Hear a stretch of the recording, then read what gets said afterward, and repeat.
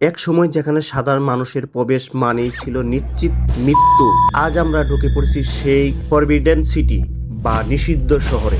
এটি চীনের বেজিং এ অবস্থিত প্রায় 500 বছরের পুরনো সম্রাটদের এক রহস্যময় রাজপ্রাসাদ।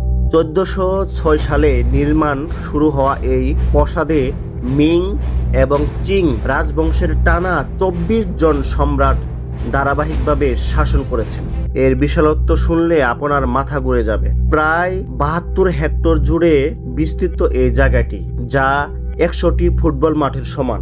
এর ভেতরে আছে 980টি ভবন এবং প্রায় 8700টি ঘর।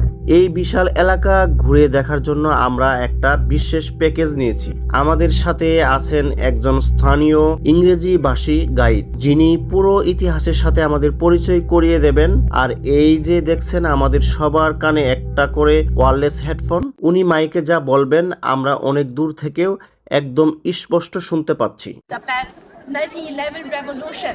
And do you remember on the movie, all the officers were kneeling down, and the emperor was sitting in the throne, and everyone was kneeling. আর ভিডিওর মধ্যে গাইডকে চেনার উপায় হলো ওনার হাতে এই রঙিন পতাকা। এখানে এমন অনেক গাইড আছে, তবে সবার পতাকা আলাদা আলাদা। আমাদের এই গ্রুপে আমরা কয়েকজন বাঙালি ছাড়াও বাকি বেশিরভাগ পর্যটক এসেছে ইউরোপ থেকে।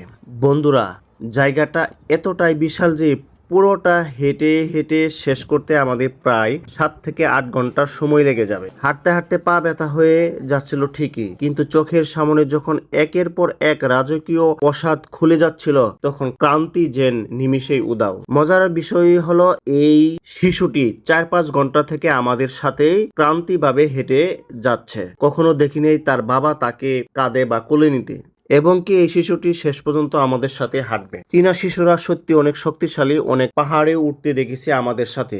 এই শিশুরা আমাদের চেয়েও ভালোভাবে স্বাচ্ছন্দ্যে হাঁটতে পারে।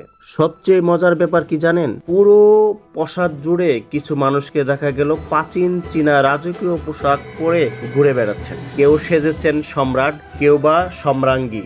এমন সাজ যে কেউ দিতে পারবে। সাজতে 7 থেকে 8 ঘন্টা সময় লাগে এবং লাগে মোটা অঙ্কের টাকা। চারপাশে পরিবেশটা দেখে মনে হচ্ছিল আমরা যেন কোনো টাইম মেশিন চড়ে 100 বছর পেছনে চলে আসছি।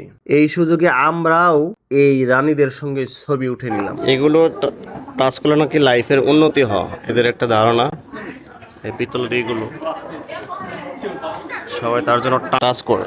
তবে সবচেয়ে চোখধাঁধানো অংশ ছিল সম্রাটদের আসল ধন ভাণ্ডার। মিং ও চিং রাজবংশের আসল স্বর্ণের মুকুট, মূল্যবান জেট পাথর, হিরে খচিত অলংকার আর 100 বছরের পুরনো অমূল্য রাজকীয় সম্পদ দেখে সত্যি চোখ কপালে ওঠার জোগাড়।